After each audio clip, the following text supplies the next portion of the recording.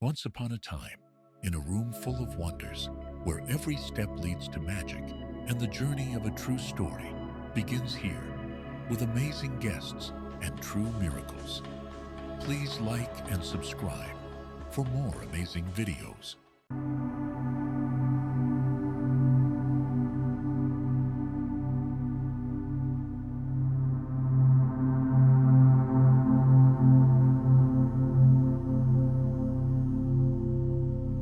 Hello and welcome, Philip, to our show, and I'm very excited for his experience today to share with us. Thank you so much for being on today.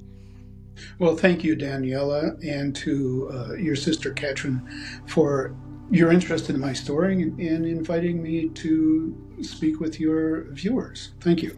Thank you. And I can't wait to hear all about your experience.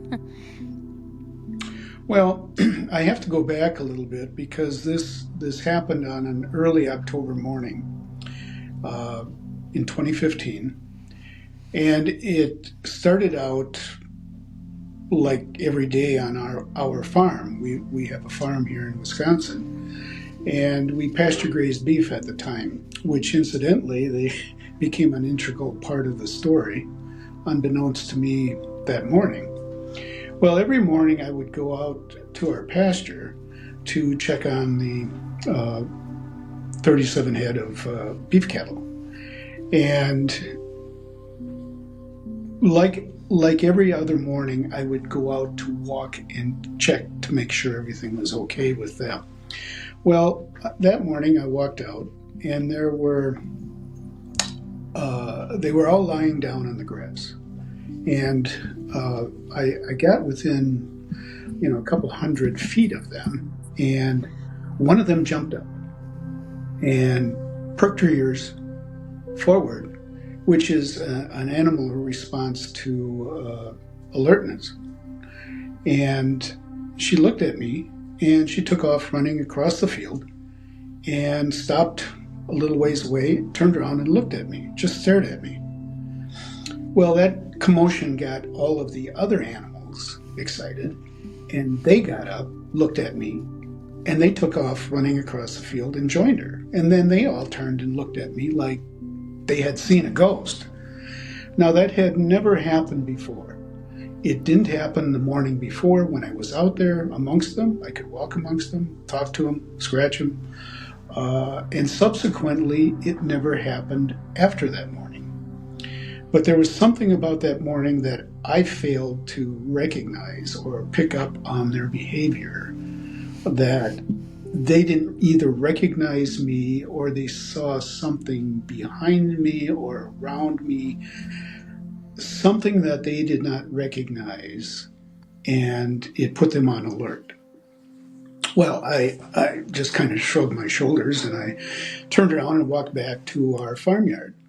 Well, that morning, coincidentally, I had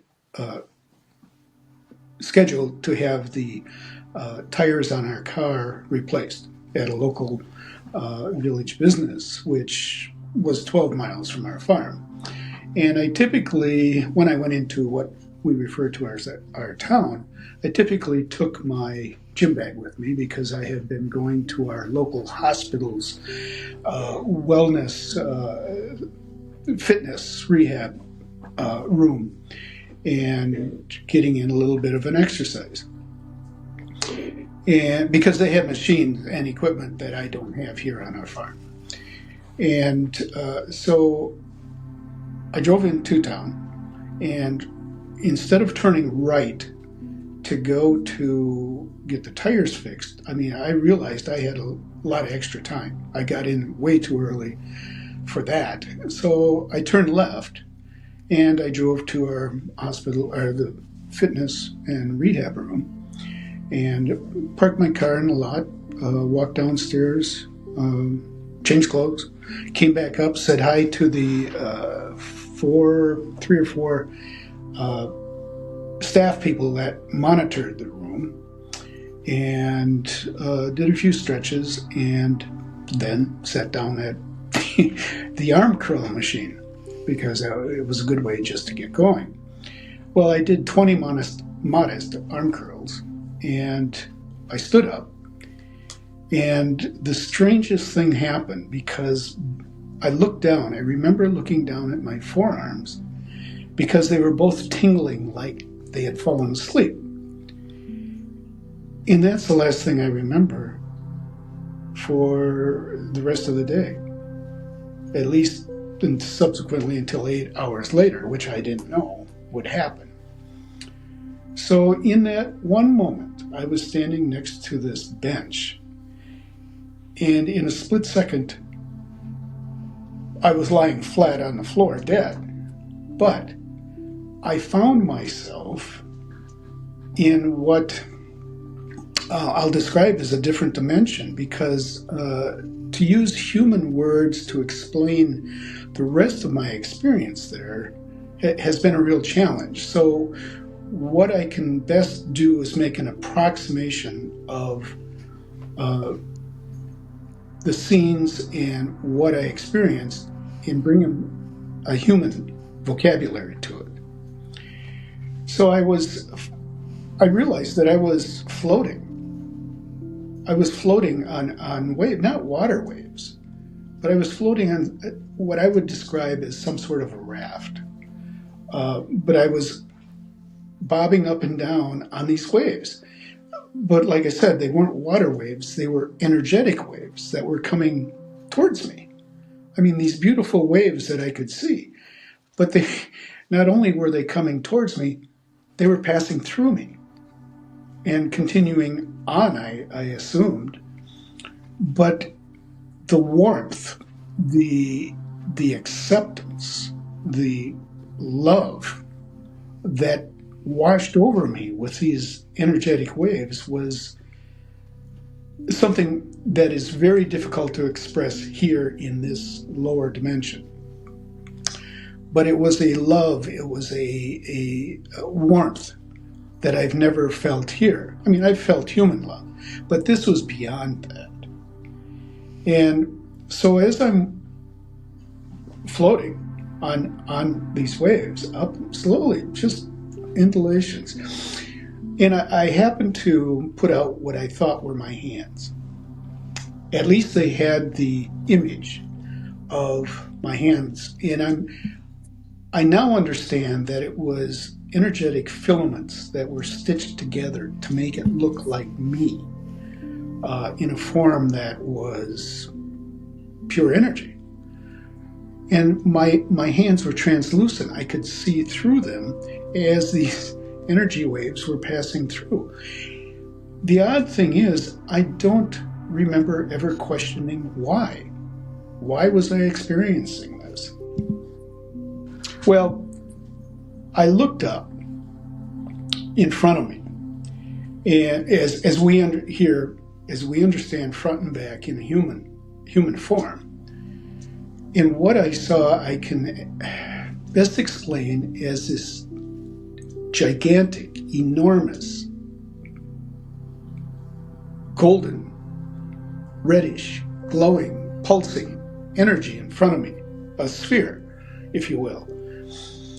And it was sending out these waves in every direction that you can imagine in human terms, coming out from it and just going off into the distance.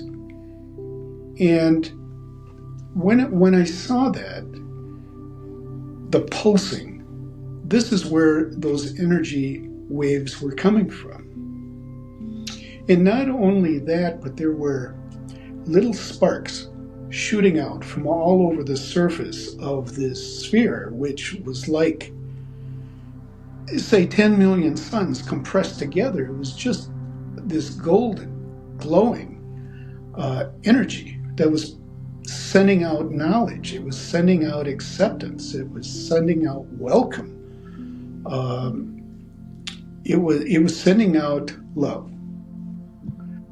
And when I saw those sparks going off into other little directions, I took a look to what I would say would be my right side, if you will.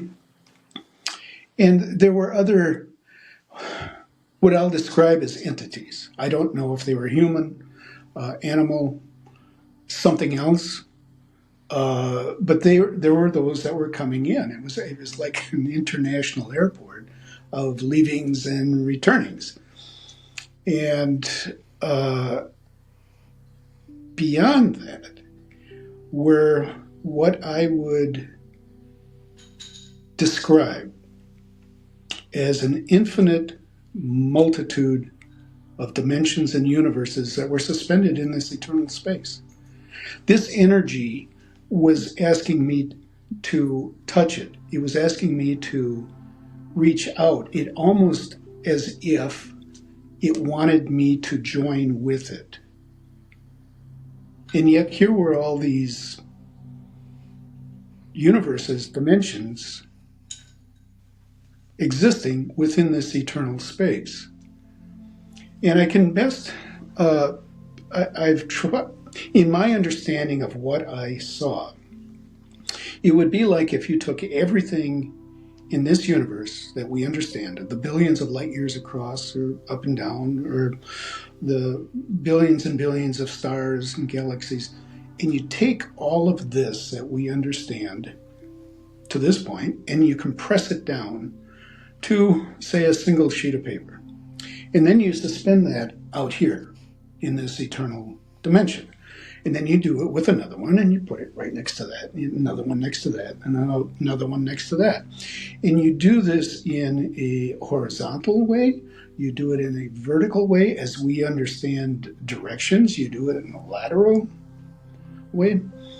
So they were all out here. And I don't recall thinking that this was odd. And although there were all of these universes and dimensions out here, each one of them had an energetic filament that attached up to what I describe as a spider web-like matrix surrounding this golden, glowing energy of love and knowledge. And it too was pulsing all of this welcome, love, knowledge into each one of these universes and dimensions that were out there. And it was at that point that I knew what I was seeing was what I'll call the source of all creation, the divine creator, the God essence. Whatever word resonates with you as to a supreme knowledge where everything is created and exists because of that. Well, I'm still floating, but very comfortable because it felt so good. I mean, I was continually washed and with what I'll call liquid love. I mean, that's what it was. There was no thing required of me. There was no judgment made of me. It was all acceptance and welcome. There was no hint of any fear. There was no death. Well, when I saw this, I decided to turn around, as we understand, front and back, and see where all these energy waves were heading. So as I did that, what I saw was what I can best describe as infinity. And that's because the emulsion of eternity acted like a magnifying glass, so that the farther I looked, the clearer everything became to see into eternity. And I realized later, I mean, after my recovery, that what I had witnessed was because I was looking at it at that point through a different lens, a different set of eyes that here, the low wattage of my human eyes could never see. But in that dimension, I could see it. And so I realized that being in the presence of this was welcome. That's what it was. And all of the other entities I saw, whether human or animal or other, were also welcome. So one moment I'm still sitting on this raft, if you will, and in less than the blink of an eye, I'm gone. And during my recovery, and it was at this point that in correlating the printouts that the EMTs had manufactured while they were doing chest compressions, because all the time that I was there were a dozen EMTs and hospital staff frantically working to restart my heart. Well, had I known that at the time, I couldn't have even called them and say, hey, don't bother. This is really great. I really, really am very comfortable here. I couldn't tell them not to worry if they did not restart my heart, that they shouldn't feel bad, because I couldn't. So one moment I'm here in this dimension, and the next moment I'm back in my body. But it took another 8 hours before I finally came to, cognizant of my surroundings. So I had taken the longest trip I'd ever taken in 6 minutes. Yeah. And I came back with an experience that would take me a long time to understand, and still longer to explain to anyone. And yet, on top of that, it would take another 8 months before I would be given the answer as to why I did return.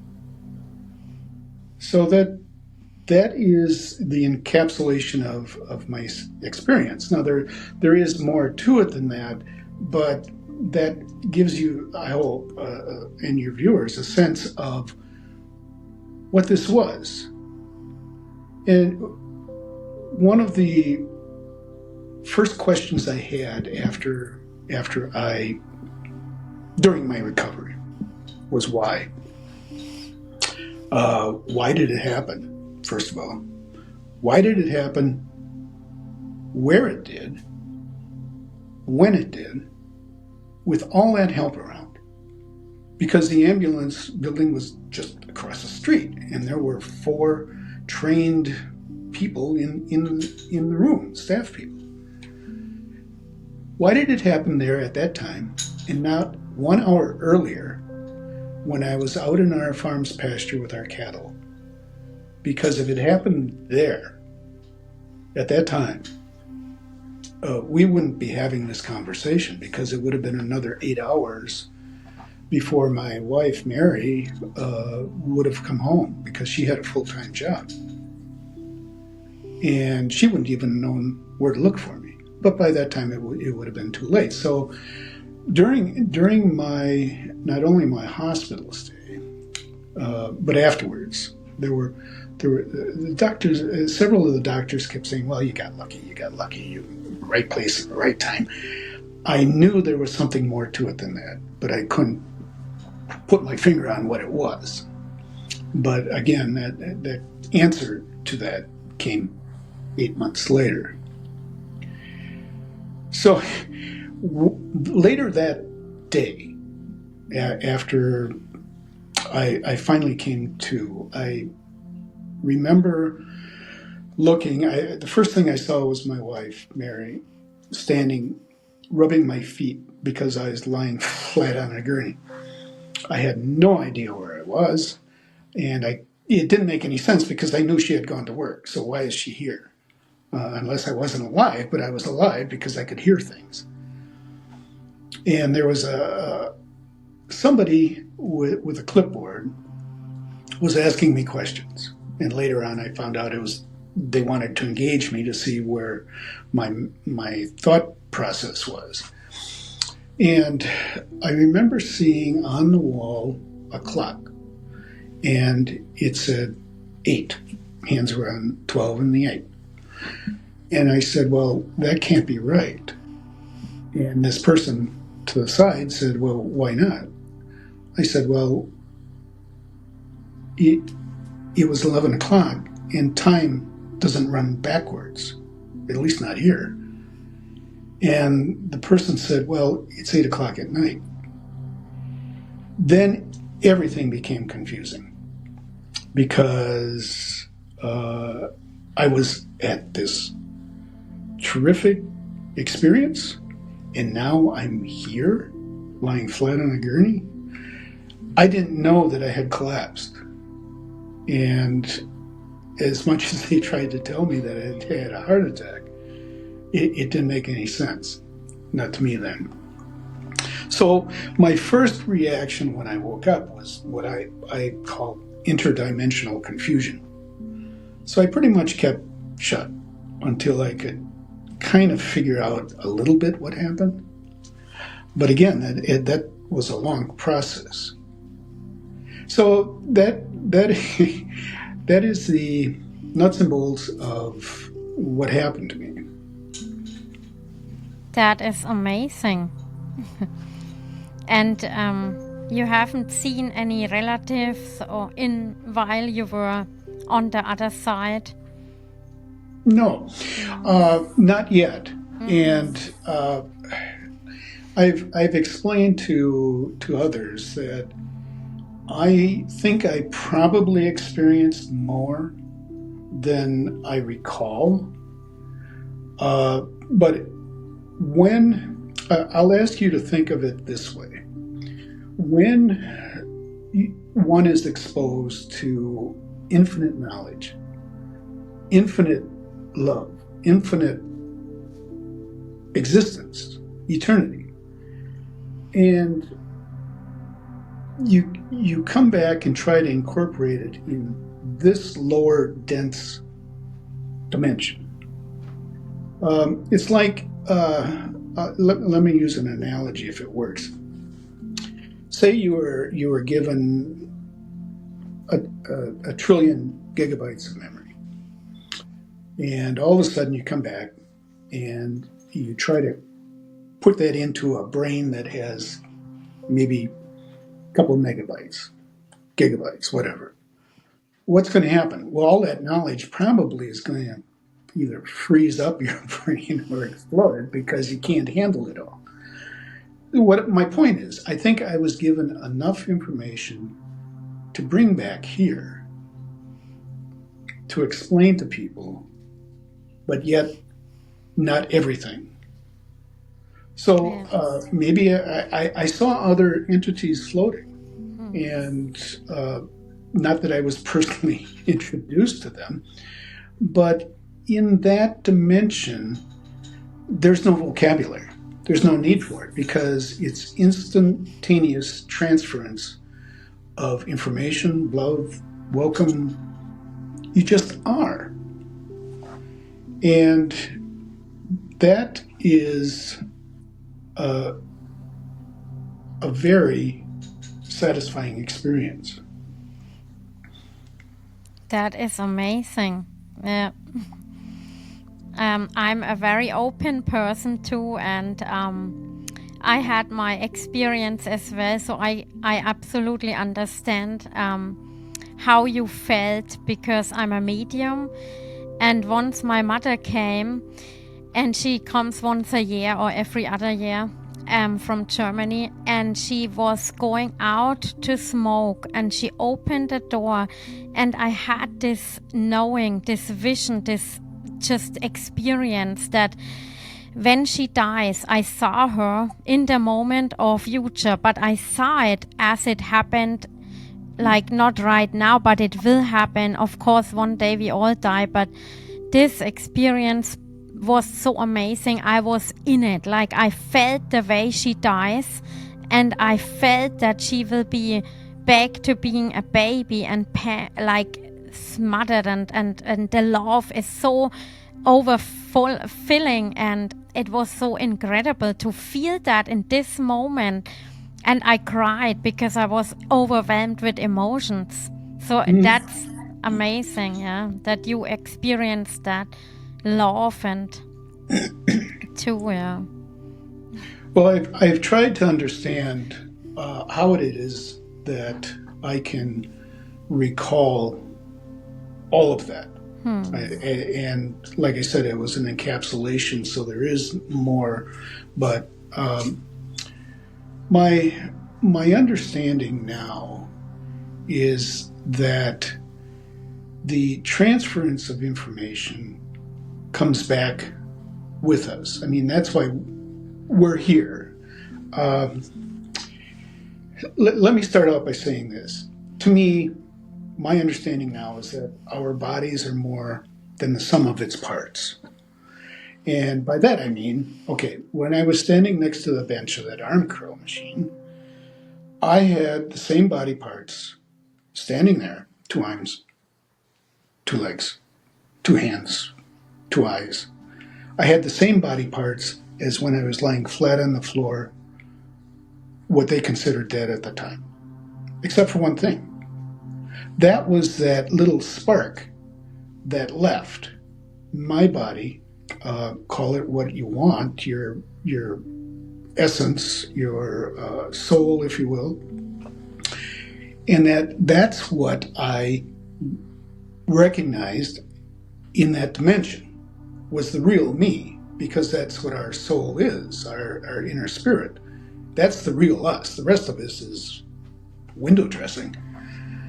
But we need this body to carry that essence around to experience this lower dimension, because this is a more dense dimension, and a spirit can reside here, but it can't experience what we do physically. We can't experience the tactile things, the emotional things, the temporal things, whatever it is you want to physically experience here, the hurt, the love, in a different way. But with that energy, that spark that had left, when they restarted my heart, it had to come back for me to exist here. And that's tied to the reason I came back, which is another part of the story. So the essence of each one of us, and not just me or you, it's everyone who views this or who doesn't view this. We all have that inner spark, that inner soul, the inner self, the truest self within us, the divine self. And that is what learns the lessons that we have here and will take with us to the next iteration of our existence. It's easy for me to explain, or I should say easier for me to explain it if you look at it this way.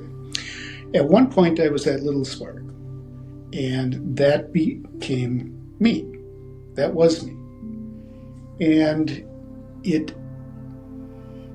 I decided at some point to drop down into this lower universe, or lower dimensional universe, and experience something here. So I had to get off the superhighway, the energetic superhighway, and drop down. I was born of my parents. I was raised by them. And now I've spent 74 years in this existence experiencing good things, bad things, wonderful things, not so wonderful things. But when this body uses up its fuel, which it will, because this body is not built to live in an eternal dimension. It just can't. So when it uses its fuel, my inner essence, that little spark of me, that soul, will go again and get onto the on-ramp and go to another experience in probably one of those infinite multitude of dimensions that are out there to explore. And you get to keep doing this. That's what's the really good thing is that, yeah, we shed this body because it can't go, but yet we continue on. So there is, in that sense, yes, there's a human death, yeah. But there's not a true death.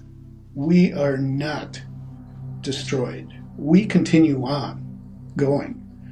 And so that's what my experience taught me.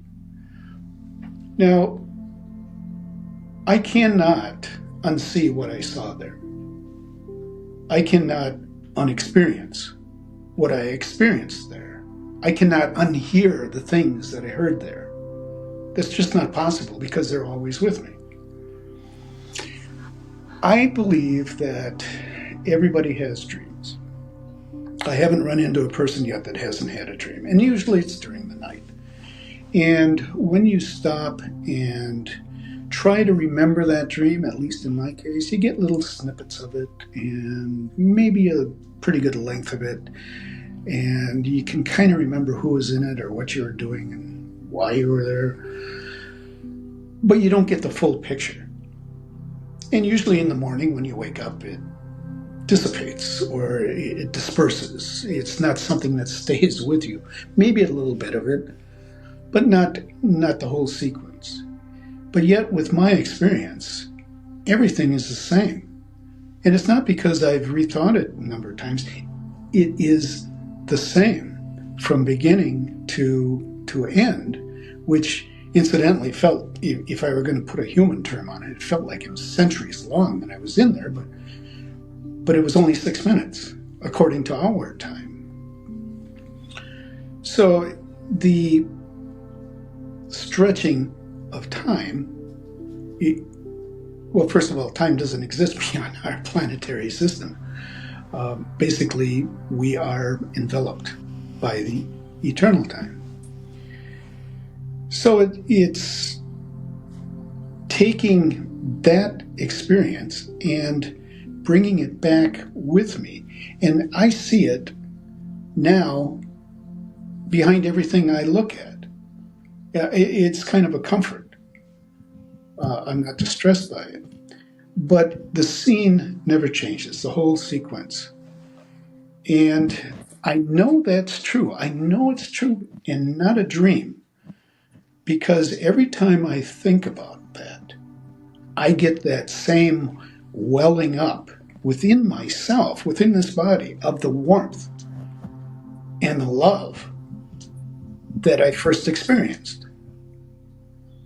So how is it that you can transfer that feeling from a different eternal dimension down into this one? Well, the best I can understand it is that it's like it got tattooed to my soul, if I want to use a human analogy. And that when I came back, I brought all that with me. And that when I leave again, I'm going to take it on to another experience. But it's not just for me. It's for everyone. It's for everyone you meet. It's for everyone you'll never meet. We are all that little spark that came out of this God essence, this sphere, that asked me to touch it, to meld with it. We all have done that at some point in our existence. Not human existence, but in our eternal existence. So what could be better than that? Is that we keep going. We don't have to fear death. I mean, yeah, there are things you don't want to give up here, but there's greater things available to us as we continue to exist in a different form, in a different dimension, in a different eternity. Exactly. And I want to quick come back when you said you were standing by the cows and they looked like they seen a ghost. Could it be that when you left your body that you stood by the cows as a spirit and they just saw you, but like a ghost, like you said, something that maybe had happened? Well, it certainly is possible. Whatever they saw they didn't recognize. Exactly. Now, I believe that animals have a consciousness too. Exactly. We just don't understand it because they're at a different level than we are. I mean, we think we know all the answers, but maybe we should ask the animals. Maybe we should ask the trees. Yeah. There's a consciousness that goes beyond us. Yeah. And when we accept that, then we can be curious and try to investigate what that is and try to find out how we fit into it all. Yeah. We place ourselves up here at the top of the pecking order. And I think we should bring that down a little bit and kind of make it a level plane, because we're all here. Not only humans, but all life are here. This is a gift. I mean, this is a gift to each one of us to be here. Yes, definitely. When my grandmother, she passed away and my grandfather was still alive, they had little dogs. And my grandfather was at home with the dogs. And my grandmother, she died. A few days passed. And then they ran around really crazy. The dogs, I haven't seen it, but my grandfather told me. And I didn't know by then. But my grandmother, she told me she visited the dogs and they gone crazy because they didn't recognize her anymore. And then I visit my grandfather and he said that, and so it confirmed it. That's why I say it's the animals, they feel it, you know. But again, in answer to your point, I knew something had changed that morning. I had no idea. I just thought they were just being difficult. But had I even known what they were trying to tell me, I'm not sure it would have changed what I did that morning. Which brings me to a point that when we left this God essence, this divine creator, the source of all creation, when we left, we were gifted free will. This is my understanding of it. Someone else doesn't have to believe it, and that's fine. But we were gifted free will. So now our soul can pick and choose where it wants to go. Do I understand why or how? No, not yet. But I think I will at some point. But we were given the opportunity. We were given choices. And we make our own choices. I don't think we're told what to do. I don't think we're forced to do anything we don't want to do. But we make the choice ourselves, especially here. We make all of our choices. And people want to basically fob off the bad choices and blame somebody else for it, when really it is us who made those choices in the first place. Now, I do believe that there are spirits that live in this universe that are, well, around us. And some people may call them guardian angels, some people may call them guides, whatever. I don't think that they tell us what to do or make us do anything. But I do think that they provide opportunities for us to make choices. Kind of like maybe they clear an energetic path for us to make a choice one way or the other. Because that, as you recall, when I was saying I had a choice that morning, that early October morning, I could have gone to sit in the parking lot waiting until the time was to get the tires changed. I could have turned right and gone and done that. But instead I turned left. And that's where I ended up with all the help. Now, it could have been that I would have had my collapse at that tire place, or not. But because I made the decision to turn left, that's where everything went from there. Yes. And like I said, why? And that came 8 months later, and it involves my wife. And if you'd like to hear about it, I can explain it. Yes, please. Well, I struggled after I was in the hospital for 4 days. It wasn't a heart attack, it was just a heart stoppage. And once they put 2 stents in, I was really good to go. I mean, I was better the day after than actually the day before. So as I got home, after I got home, I really struggled because of the medications, plus the fact that I had all these chest compressions done on me and 3 electrical shocks, and I was felt like I had been beat up. Mary wouldn't let me go outside alone because she didn't know how I would react to a lot of exercise movement outside. Incidentally, I thank her because she's stuck with me. When I collapsed, instantly everything got thrown on her lap, and the finances, the farm work, the cattle, everything that involved our lives. And she had a full-time job on top of it. Plus, she had to keep my family informed, our friends informed. So she was burning a candle on 3 ends. And, I'm grateful for what she did. But they put me on medication when I went home. And the medication was really to suppress my blood pressure, which was low anyway. But I really struggled with it because I would stumble around all over the place. So she wouldn't let me work with any machinery. She really wouldn't let me be alone outside without her observation. And so everything was really thrown at her. I would come down.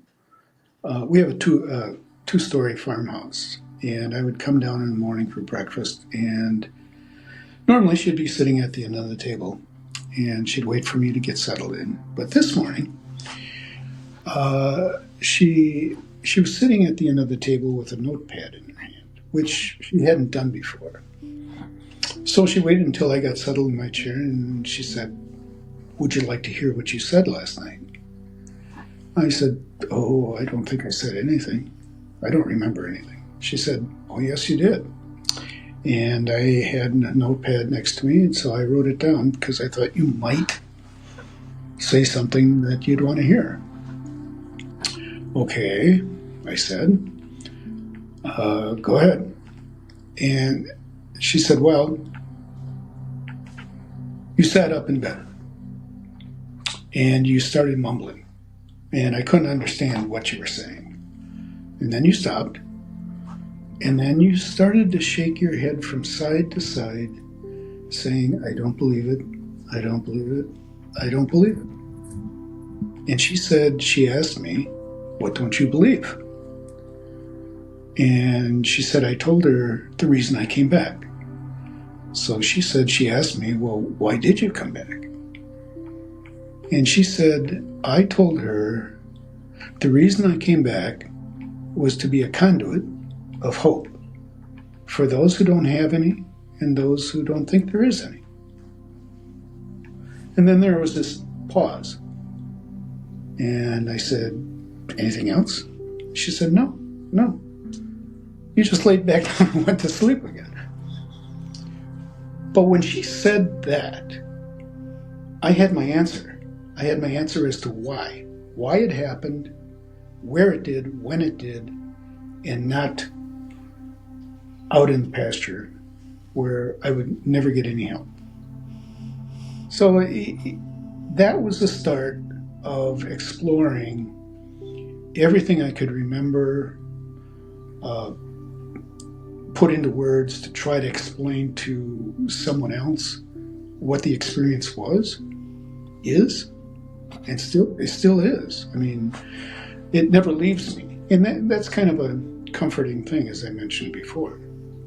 Yes, I mean, that's such a beautiful experience. You know, as you mentioned, those sparkles of light and waves that, came over you, and also the love that you felt. So it's a good knowing that there is love on the other side and comfort, and you wouldn't want to look back then and say, hey, I miss my old life, because there's so much there on the other side, and it's good that people speak out and talk about it. Because when I was a kid, I was like 6 maybe, and I said to my mother, I'm so afraid of dying. Are we gonna sleep, or like we just gonna sleep and that's it? Like, kids, they don't know, and sometimes adults don't know. And it's good that other people been through it and can, comfort one another. Well, again, coming back to use a human term, because we were created within this God essence energy, and we are this little spark to go, and that's us. That's our existence. That is our experiences, all in this little spark. The thing about that is that, to use a human term, we all carry the DNA of the divine creator. That makes us all equal. Not better than someone else, not worse than someone else, but equal. Because we are all the same. Now, there are people who want to say, well, I'm above you and or I'm below you or whatever. That's not true. We are all equal. And I don't care what anyone says, there is no separation in that eternal dimension. Yes. That is true. Yeah. That is so amazing. And your experience was truly a blessing to be a part of that and listen to you and give other people also the comfort of the love that will come to all of us. And I appreciate you being on here today. That is truly amazing. Well, thank you, Danielle. I appreciate the time to explain a little bit about my experience. Yes, and I hope you have a good rest of your day, and I really appreciate you being on today. Thank you again. Well, thank you. Yeah. And best wishes to you and your sister. Thank you.